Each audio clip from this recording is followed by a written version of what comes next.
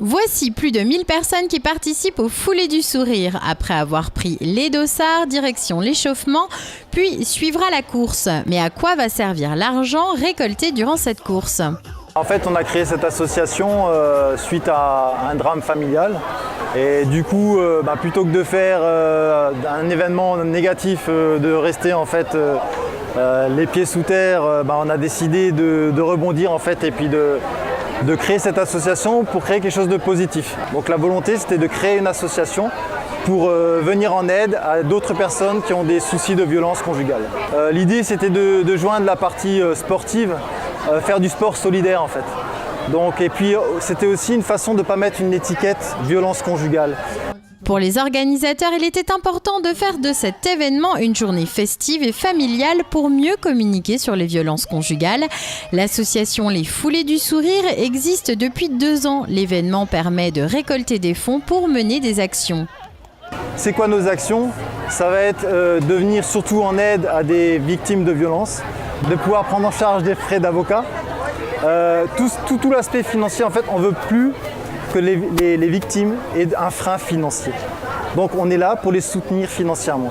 Une personne qui n'ose pas partir parce qu'elle a ce souci financier, nous on lui dit c'est terminé, on prend en charge ce qu'il faut et on vous laisse partir sereinement.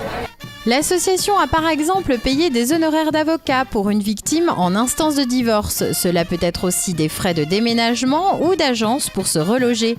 De plus, une bénévole de l'association gère une permanence téléphonique. Cette retraitée est là pour écouter, soutenir et orienter les victimes de violences conjugales.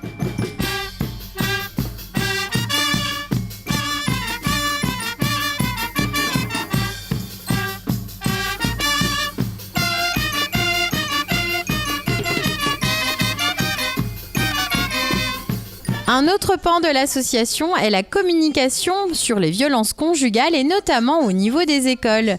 Émilie est bénévole pour les Foulées, mais elle est aussi conseillère économique, sociale et familiale. Donc j'ai participé à un colloque à Strasbourg sur les violences faites aux femmes.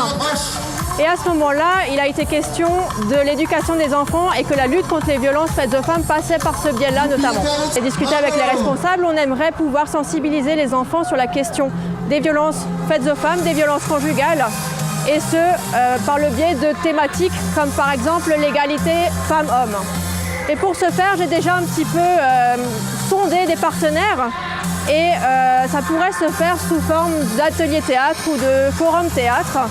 Courant juin, les responsables et les partenaires de l'association devraient se réunir pour parler des modalités de ces ateliers théâtre, une action qui fera bouger les choses sur le regard des violences conjugales.